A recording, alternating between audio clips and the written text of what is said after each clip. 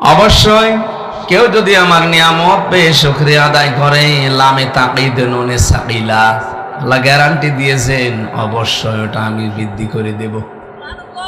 এখন নিয়ামতের শুকরিয়া আদায় করবেন কি করে? এক নাম্বার পদ্ধতি, আপনাকে মুখে স্বীকার করা লাগবে যে হ্যাঁ এটা নিয়ামত। আজকে যে আলোচনা হচ্ছে, পৃথিবীতে 3টা জায়গায় যদি কেউ সম্পদ খরচ করে, সময় ব্যয় করে, কিয়ামতের দিন ওই সম্পদের ওই সময়ের হিসাব আল্লাহর কাছে দেওয়া লাগবে না।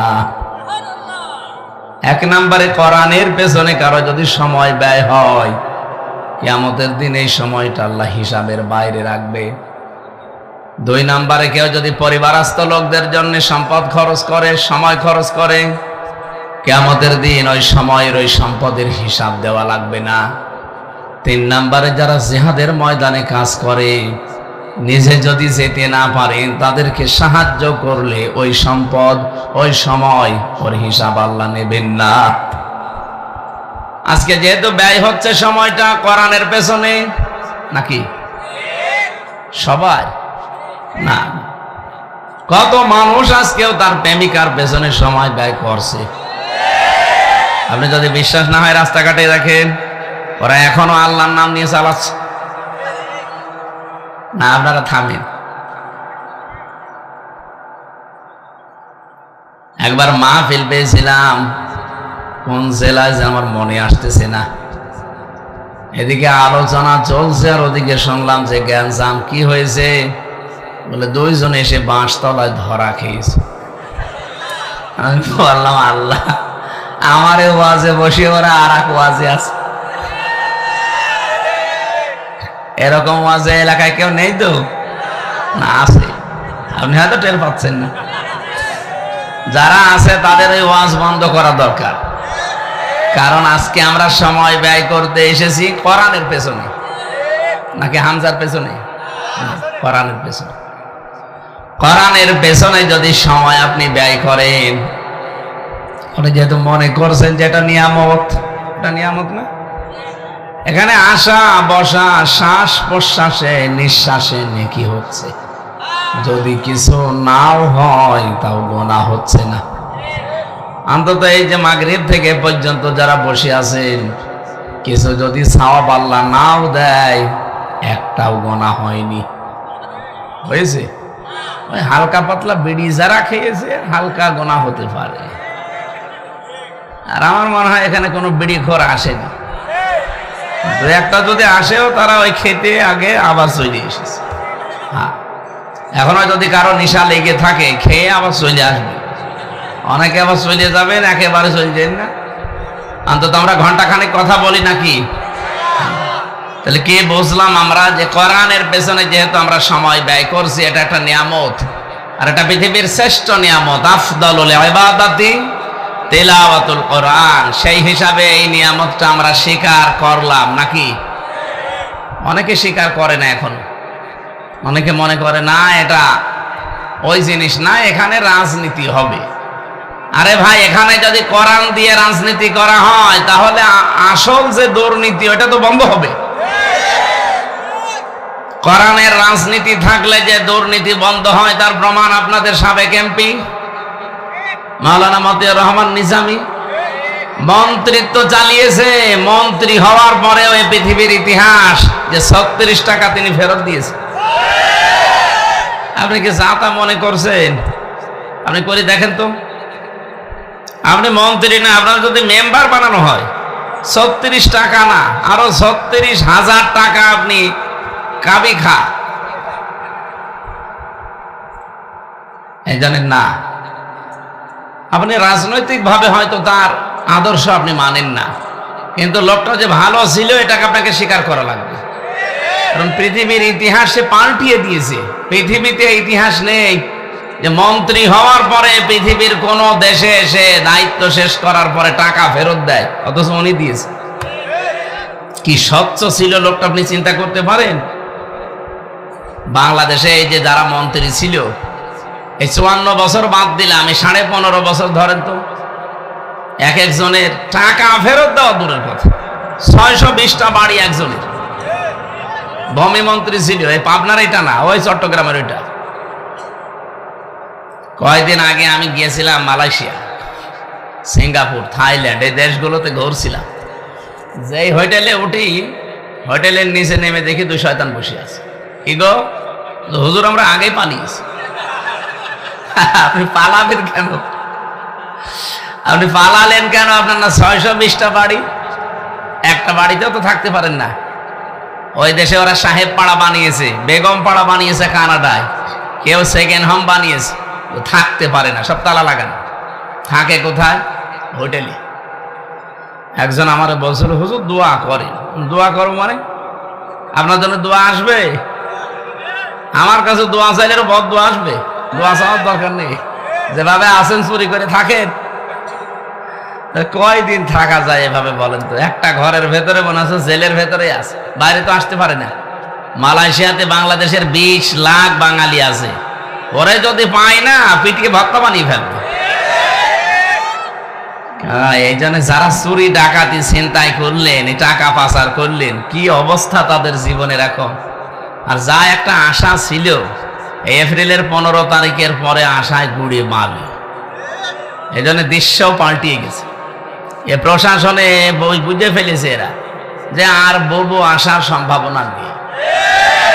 কারণ আমেরিকার উপমন্ত্রী যখন জামাতের আমিরের সাথে বৈঠক করছে, তারেক জিয়া, বেগম জিয়া যখন আমার আমির জামাতের সাথে বৈঠক করছে লন্ডনে, তখন এ দেশে আর ও বউ আসবে না। বেকার ওর পেছনে স্লোগান দিয়ে পেছনে লাল হবে গোপালগঞ্জের মতো। দেখেননি গোপালগঞ্জে কি লাল হয়েছিল? এমন লাল করেছিল এই প্রশাসন পিটিয়ে। ওই সময় শুনতাম গোপালগঞ্জ থেকে কেউ ঢাকায় যদি আসে, বসে আসলে 300 টাকা, দাঁড়িয়ে আসলে 1000 টাকা। বড়টা কি করি, প্রশাসন কি ভাই বন্ধু বাবা বলে মেরেছে, একেবারে যা বলা দরকার তাই বলে পিটিয়েছে। আর্মির গাড়িতে আগুন লাগিয়েছে, কি সাহস ওদের দেখেছে? ওই বউ উস্কানি দিত আর লাফাইতো। কিন্তু 15 এপ্রিলের পরে উস্কানি অলরেডি বন্ধ হয়ে গেছে। পৃথিবীর ইতিহাস এখন আর আগের গতিতে চলছে না। 257টা দেশের রিপোর্ট এসেছে এই এপ্রিলের 15 তারিখে। খোঁজ খবর কিছু রাখেন পৃথিবীর? দেখি আপনাদের দুনিয়া সম্পর্কে কেমন খেয়াল আছে। এই পৃথিবীতে সবচাইতে দামি পানির নাম কি বলেন তো? পানি পানি বলেছে, পানি, জল, পানি, ওয়াটার যাই বলে। পৃথিবীতে সবচাইতে দামি পানি। যারা লেখাপড়া করে এরা কি পড়ে দেখি তো, সাধারণ জ্ঞান কেমন আছে? হ্যাঁ, না হয়নি। ভারতের মুকেশ আম্বানি, ওর স্ত্রী আছে না নীতা আম্বানি, হুজুর কিছু জানে না? হ্যাঁ, না, ওটার নাম অ্যাকোয়া ক্রিস্টলা। আরে 1 লিটার পানির দাম বাংলাদেশের টাকায় 55 লক্ষ টাকা। আমার মাঝে মাঝে মনে হয় এই মহিলা যদি 24 ঘন্টায় 4-5 বোতল পানিও খায়, তাহলে কমপক্ষে 3 কোটি টাকার শুধু পানি খায়। এর ভেতরে স্বর্ণের কি যেন মিশানো আছে, এই জন্য এটা খেলে নাকি যৌবন ঠিক থাকে। এই যে দামি পানি, এই তথ্যটা আমি কয়েকদিন আগে মালয়েশিয়া একটা সেমিনারে গিয়েছিলাম বিশ্ববিদ্যালয়ে। ওখানে একজন রাশিয়ার ডক্টর ছিল, উনি ওনার ভাষা দিয়ে আমারে জিজ্ঞাসা করছিল যে আপনি বাংলাদেশ থেকে এসেছেন, আপনি তো আমার আগে কথা বললেন, বলেন তো পৃথিবীতে শ্রেষ্ঠ পানি কোনটা? আমি মনে করছিলাম যে জমজমের পানি, কারণ এটা খুব দামি পানি। আমারে ওনার ভাষা দিয়ে বলছে জমজমের পানি কয় টাকা, 1 গ্লাস কয় টাকা হবে? অথচ এই যে নীতা আম্বানি এর বউ যে পানি পান করে, নীতা আম্বানি কি মুকেশ আম্বানির স্ত্রী, এটা 55 লক্ষ টাকা আপনাদের বাংলাদেশের টাকা অনুযায়ী। তার মানে উনি আমাকে দেখলো যে এই পৃথিবী সম্পর্কে কোনো খবর রাখে কিনা। আমার তো মনে হচ্ছে যে আপনারা ঠিক আমার মতোই হয়েছে, কোনো খোঁজ খবর রাখে না। অথচ একজন খ্রিস্টান, রাশিয়া ভার্সিটির স্যার, একটা আয়াত বলছিল কোরআনে কারিমের, আরবি তো বলতে পারে না, বাংলাটা মানে ইংরেজিতে ট্রান্সলেশন করছিল। অমিজাজুহু মিন তাসনিম। কোন সূরা আছে এখানে? হাফেজ মাহফেজ নেই? সূরা মুতাফফিফিনে অমিজাজুহু তাসনিম আইনা ইয়াশরাবু বিহাল মুকাররাবুন। আল্লাহ বলেন যারা নিকটবর্তী হবে আমার এই নিকটতম নিকটবর্তী বান্দাদেরকে আমি তাসনিম পান করাবো। এই তাসনিম যেটা বলা হয় এইটারই এখন এই যে নাম দিয়েছে ইংরেজিতে ক্রিস্টলা অ্যাকোয়া। সম্মানিত ভাইরা, দুনিয়া সম্পর্কে একটু খোঁজ খবর রাখা লাগবে। এপ্রিলের 15 তারিখে 257টা দেশের রিপোর্ট দিয়েছে খ্রিস্টান মাইক্রোসফট থেকে। পৃথিবীতে বাংলাদেশের রিপোর্ট হচ্ছে আগস্টের 5 তারিখের আগে এই দেশে মানুষ 100 জনের মাত্র 15 জন বলতো আমরা রাষ্ট্রীয়ভাবে দেশে ইসলাম চাই। কতজন? মাত্র 15 জন 100 জনের, তার ভেতরে এই লোকটা হবে একজন। কি আপনি রাষ্ট্রীয়ভাবে ইসলাম চান না? হ্যাঁ, চান না? হ্যাঁ, তার মানে 100 জনের মাত্র 15 জন, উনি একজন। 15 তারিখের পরে এখন রিপোর্ট এসেছে এই দেশে এখন 100 জনের 77 জন মানুষ বলছে আমরা রাষ্ট্রীয়ভাবে ইসলাম চাই। এখানে যদি জরিপ চালান আমার মনে হয় শুধু পুলিশ বাদ দিয়ে সবাই বলবে, পুলিশও বল। হ্যাঁ, পুলিশও এখন আর আগে 5 তারিখের আগে নেই, এখন পুলিশও পাল্টিয়ে গেছে। যদিও এই পোশাকটা দেখলে এখনো অনেকে এখনো পর্যন্ত ওই আগের ওই না, এখন আর নেই। ওরাই 15 তারিখের পরে দেখেননি কামরুল টাকরে পেছনে হাত বেঁধে হ্যান্ডকাপ লাগিয়ে দিয়েছে, অথচ কয়েকদিন আগে কামরুল টাকের গরমে 2 হাত ধরে থাকত। এখন ওরা বুঝে ফেলেছে যে টাক টোকের আর কোনো কাজ নেই, যা অপরাধ করেছে এদের এখন শাস্তি দেওয়া লাগবে। আমরা যা দেখতে পাই আন্দাজে না, যেহেতু 100 জনের 77 জন মানুষ 8.5 মাসের ভেতরে অলরেডি এ পর্যায়ে এসেছে, আর কিছুদিন যেতে দিন এদেশে 100 জনের 100 জন মানুষ বলতে বাধ্য হবে যে আমরা এদেশে ইসলাম রাষ্ট্রীয়ভাবে চাই। গোবিন্দ পরামানিক কয়েকদিন আগে বলছে যে এদেশে যদি ইসলাম আসে তাহলে আমরা অন্য ধর্মে যারা আছি সবচাইতে বেশি নিরাপদে থাকব। একটা হিন্দু যদি এ কথা বলে তাহলে আমরা মুসলমান, দাদা তো আর এমনি ডক্টর ইউনূসকে দেখে হাত জোড় করে না যে বাবা আপনি আমার বাবা। ওরা গরুকে তাই মা বলে ডাকে, আর ইউনূসকে তো বাবা বলে ডাকবে, কারণ ইউনূস যে খেলা দেখিয়েছে। সত্যিই যদি এখন চীন এবং তুরস্ক, পাকিস্তান এই কেন্দ্রিক, সৌদি আরব, ইন্ডিয়া, রাশিয়া এই কেন্দ্রিক বাদ দিয়ে যদি এই কেন্দ্রিক দেশে ব্যবসা বাণিজ্য আরম্ভ হয় না, আমার মনে হয় দাদা স্টক করে পটল তুলবে। যে উদ্যোগগুলো হাতে নিয়েছে একটু দৃশ্যমান হোক, দেশের প্লট পাল্টিয়ে যাবে ইনশাআল্লাহ। আর এর সাথে যদি সামনে কোরআনে কারীম যুক্ত হয় সোনায় সোহাগা হয়ে যাবে। আমার ভাইরা, এবার একটা আশার সঞ্চার করছে। যারা আলেম ওলামা আছেন তারা এভাবে পড়েছেন কিনা আমি জানি না, আমার মনে হয় এভাবে আপনারা পড়েননি, দেখেন আপনি মিলাতে পারেন কিনা। রব্বুল আলামিন সূরা আলাম নাশরাহ লাকা সাদরাক যে সূরাটা আছে এর 5 এবং 6 নাম্বার আয়াতে জানিয়েছেন ফাইন্না মা'আল উসরি ইসরা, ইন্না মা'আল উসরি ইসরা। আপনি একটু খেয়াল করে দেখেন আয়াতটার দিকে। আমিও সারা জীবন সে জন্মের পর থেকে পড়তেছি, কিন্তু না, আমি এতদিনও বুঝি নাই। একটু চিন্তা ভাবনা দিলাম, এর ভেতরে দেখি কি বের করা যায়। দেখি উসরুন এ শব্দের আগে আল্লাহ আলিফ লাম দিয়েছেন, এর আগে মা দিয়েছেন, এর আগে ইন্না দিয়েছেন, এর আগে ফা দিয়েছেন।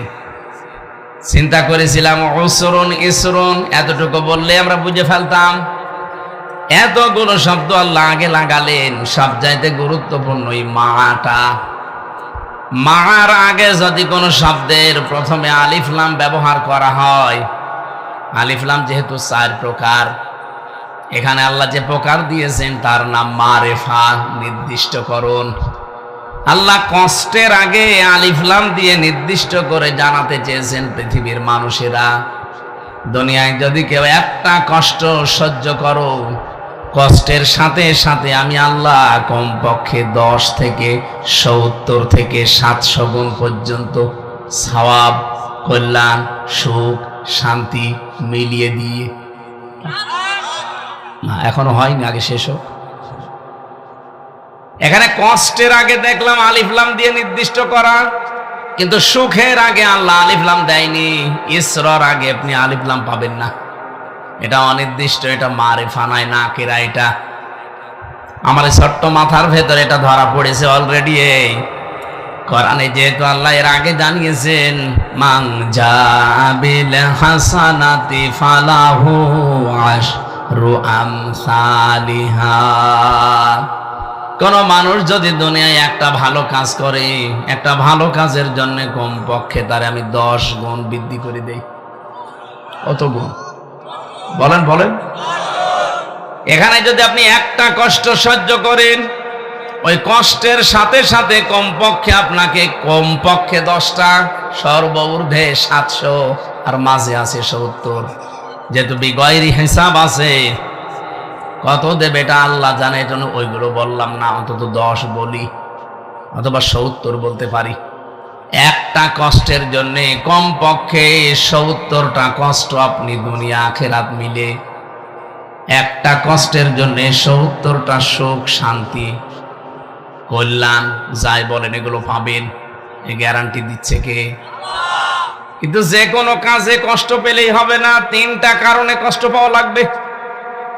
আমি আবার বলছি, খেয়াল করে, আপনার কষ্ট যদি হয় 3 কারণের যে কোনো এক কারণে, তাহলে আপনার জন্য একটা কষ্টে 70টা শান্তি আল্লাহ জড়িয়ে দিয়েছেন। কষ্ট কয়টা? হয়নি, একটা। কারণ কয়টা? আরো জোরে বলেন। একটা কষ্ট যদি কেউ সহ্য করে দুনিয়ায় 3টা কারণে, আর যে কোনো কারণে কষ্ট পেলে আপনি সুখ পাবেন না। কত মানুষ প্রেমে ব্যর্থ হয়ে কষ্ট পায়, সুখ পাবে? হাসিনাও কষ্ট পেয়েছিল যাওয়ার সময়, আপনারা দেখেছেন ওনার কান্না। স্বামী মরে গেলেও মনে হয় এত কাঁদেনি। তার মানে কষ্ট না পেলে কাঁদতো না, কষ্ট পেয়েছে, কিন্তু ওই 3 কারণ যেটা আমি তাফসিরে পড়েছি ওর ভেতরে আমি পাইনি। কয়টা কারণ বললাম? এবার একটা একটা করে শোনেন, দেখেন আপনার জীবনে এ কারণ আছে কিনা। 1 নম্বরে, কেউ যদি আমার আল্লাহর জন্য কষ্ট পায়, কেউ যদি রাসূলুল্লাহর জন্য কষ্ট পায়, কেউ যদি মানবতার জন্য কষ্ট পায়। এই যে লোকটা আমি কিছুক্ষণ শুনলাম, ফার্স্ট ক্লাস, ফার্স্ট আরবিতে এত নাম্বার পেয়েছে রাজশাহী বিশ্ববিদ্যালয়, ওনার উপরে নাম্বারে আজ পর্যন্ত কেউ পায়নি নাকি? অথচ জীবনে বহু কিছু হারিয়েছে শুধু আল্লাহর পথে চলার কারণে। কষ্ট পাওয়া লাগবে কয় কারণে? আল্লাহর জন্য, রাসূলুল্লাহর জন্য, মানবতার জন্য। এই 15.5 বছরে আমরা যারা আল্লাহর জন্য কষ্ট পেয়েছি, রাসূলুল্লাহর আদর্শের জন্য কষ্ট পেয়েছি, মানবতার জন্য কষ্ট পেয়েছি, আল্লাহর কসম মাস্ট বি এক একটা কষ্টের জন্য 70টা সুখ আল্লাহ রেডি করে রেখেছে। সিস্টেম অপর পৃষ্ঠায় দেখুন, আল্লাহ যেহেতু রিপিট করেছেন আয়াতটা, এই জন্য বলছি ইন্নামাল উসরি ইসরা। অবশ্যই দুনিয়াতে কোনো মানুষ যদি একটা সুখ ভোগ করে, আর সুখটা যদি হয় অবৈধ, এই এদিকে তাকান, আপনি যদি দুনিয়ায় একটা সুখ ভোগ করেন, আনন্দ পান, আর ওই আনন্দ, ওই সুখটা যদি হয় অবৈধ, তাহলে একটা সুখের কারণে দুনিয়া আখিরাত মিলে কমপক্ষে 70টা দুঃখ আপনার জন্য অপেক্ষা করছে। এবার আসেন তো, সুখ অবৈধ। এই 15.5 বছরে আমি নাম ধরে বলছি, যারা দায়িত্বে ছিল তারা সুখ পায়নি। কথা বলেন এখানে। এ সুখ পেয়েছে, শান্তি পেয়েছে, আনন্দ পেয়েছে, এটা কি বৈধ সুখ? অবৈধ। কারণ যারা চেয়ারে ছিল ওই চেয়ারে বসে সুখ পেয়েছে, চেয়ারই তো বৈধ না। আমার এখন 33 বছর বয়স, 92 সালে আমার জন্ম। আমি মাঝে মাঝে হিসাব করি 18 বছর থেকে যদি আমি ভোট দেওয়া আরম্ভ করতাম, অন্তত 3 বার ভোট দিতে পারতাম, একবারও পারি নাই। তার মানে 3 বছরে এই 3 টার্মে একবারও ভোট হয়েছে। এই 3 বারে যারা ছিল তারা চেয়ারে ছিল না? বলেন বলেন। বিশেষ করে 1628 জন মানুষ, এই মানুষগুলোর কপালে দুঃখ আছে, কারণ এরাই বেশি সুখ পেয়েছে। আমি একটা একটা করে নাম ধরে সবার বলতে পারতাম, কিন্তু নাম ধরা আমার উদ্দেশ্য না। যারাই ছিলেন আপনারা কিন্তু জানেন। এখানে যিনি ছিলেন এইটুকু আল্লাহর এই বান্দা, ও নিজেও জানে যে হাসিনা অবৈধ জোর করে আছে, তারপরে উনি গলা বাড়িয়ে দিয়েছে যে আমি মন্ত্রী হব, আমি এমপি হব। হয়েছেও, হয়ে সুখ পাইনি, শান্তি পাইনি। এই সুখ কি অবৈধ না বৈধ ছিল? এক কথা বলছেন। যারা এরকম অবৈধ সুখ পেয়েছেন বিভিন্ন চেয়ারে বসে বসে, এক একটা সুখের কারণে আপনার কপালে যদি ৭০টা করে দুঃখ আল্লাহ লিখে রাখে, যে তো মার পরে আছে, মার পরে আল্লাহ উসরুনের আগে আলিফ লাম দিয়ে নির্দিষ্ট করে দিয়েছেন, এরপরে আল্লাহ ইসরা দিয়েছেন। সিস্টেমটা আল্লাহ 2 বার দিয়েছেন এই কারণে, কষ্টের পরে যেমন সুখ, সুখের পরও কষ্ট আছে।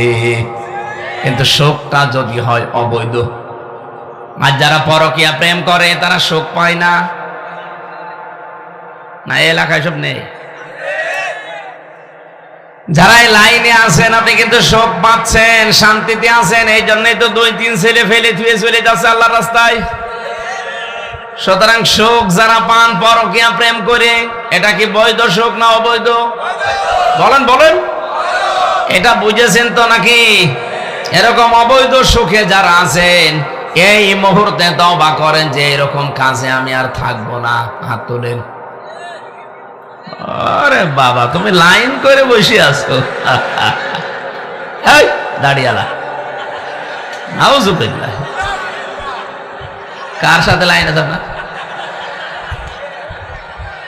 আয় না, আমি হাসির খোরাকি দেইনি। এমনিতে যারা হাত তুলছে তুলুক, আপনি দাড়িয়ালা মানুষ হাত তুলতে কেমন?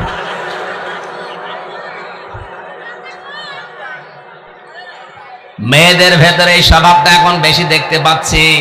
আপনি ইন্টারনেট দেখেন, প্রতিদিন বাংলাদেশের বিভিন্ন জেলাতে, আর এগুলো সব চাইতে বেশি নোয়াখালী এলাকায়, ওদের যৌবন মনে হয় বেশি। 2-3টা ছেলে রেখে চলে যাচ্ছে আর একজনের সাথে, যে বলছে আমি অনশন করলাম, আমারে বিয়ে না করলে আমি মরে যাব। তুই মরে যাওয়াই ভালো, তোর বেশি থেকে দরকার কি? বৈধ স্বামী আছে, এরপরও যারা 2-3টা ছেলে মেয়ে রেখে চলে যাচ্ছে আলাদা জনের সাথে, একে মহিলা বলা যায়? কলঙ্ক একটা। এরা সুখ অবশ্যই কিছু না কিছু আগে পেয়েছে, নাই তো যেত না। কথা বলেন কেন? এরকম কোন সুখ পায়নি তারা। এই অবৈধ সুখ যারা পেয়েছেন, এই সুখের কারণে এবার আপনি এক একটা সুখে, যেহেতু অবৈধ সুখ ছিল, ৭০টা করে দুঃখ আপনার সামনে অপেক্ষা করছে। এই 15.5 বছরে যারা অবৈধ সুখ ভোগ করেছেন, 50টা না করেনি, অন্তত 50টা সুখ যদি ভোগ করে থাকেন, বলেন তো এক একটা সুখে ৭০টা, 50টায় কয়টা? কিসের হিসাব করেন? 550 মানে 3500। 3500 হবে না? তাহলে 3500 দুঃখ, কষ্ট, অকল্যাণ, অপমান আপনার জন্য আল্লাহ রেডি করে রেখেছেন। এই জন্যই তো হাসিনার কপাল খারাপ। এত সুখ পেয়েছে, ওর সুখের হিসাব নেই। এক একটাই যদি ৭০টা হয়, আপনি হিসাব করে দেখেন ও কবরে চলে যাবে। তারপরও আর চট করে ঢুকে পড়ার মতো কায়দা নেই। কারণ এতগুলো অপমান, অপদস্থ, অশান্তি, দুঃখ আপনি পাবেন, তারপরে তো সুখ। তাহলে তো কোরআন শরীফ ঝামেলা হয়ে যাবে। কি আমি কথা বোঝাতে পেরেছি কিনা বলেন? সুতরাং অবৈধ সুখ আর সামনে যেন কেউ না পায়। অনেকে আবারও ফের অবৈধ সুখ পাওয়ার জন্য চেষ্টা করছে।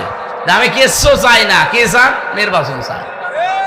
আরে ভাই, নির্বাচন তো আমিও চাই, কিন্তু 2732 জন মানুষ মরে গেল, এদের জীবনের কোনো দাম নেই। তারা যে উদ্দেশ্য অন্তত জীবনটা দিয়ে গেল, তাদের সে উদ্দেশ্য আগে সফল করেন।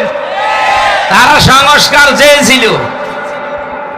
আমরা চাই, বারবার বলেছি, যারা দায়িত্বে আছেন 1628 জন মানুষ এখনো পর্যন্ত ওই চেয়ারে আছে যারা 15.5 বছর ছিল। এইগুলোকে পাল্টান। এগুলো সব হয় জালেম, নয় জালেমদের দোষ।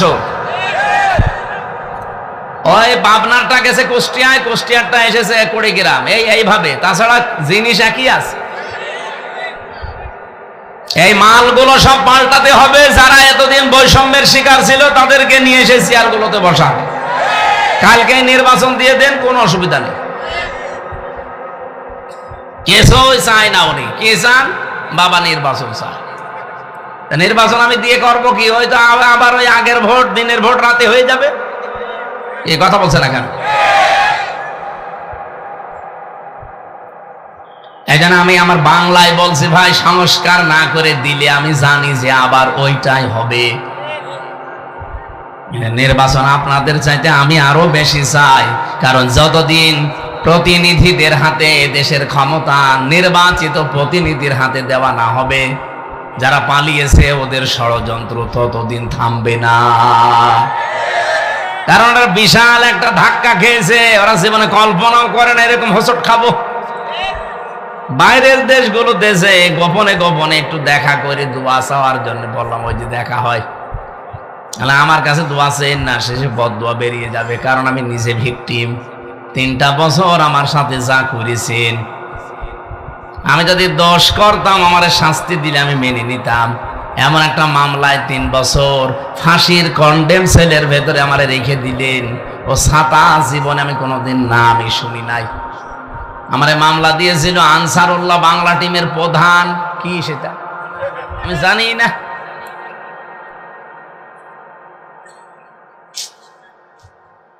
যারা রিমান্ডে নিয়ে 8 স্তরে আমারে প্রশ্ন করতো, এতগুলো রিমান্ডের যে বিভিন্ন রকমের গোয়েন্দা সংস্থা আসতো একটার পরে একটা, এসে জিজ্ঞাসা করতো, হুজুর এটা জানেন? আমি জানবো কি করে? জীবনেতে আপনার কাছে শুনলাম। ওরা মানে নিজেরাও বলতো যে আপনি কিছু জানেন না, আমরাও জানি, কিন্তু উপরওয়ালার নির্দেশ। আজ বাংলাদেশের প্রশাসনের উপরে এখনো সাধারণ মানুষের রাগ। এই পোশাক এদের জন্য না, শুধুমাত্র উপরওয়ালা কিছু কুলাঙ্গার ছিল তাদের জন্য মানুষ এখন এদেরকে দেখতে পারে না।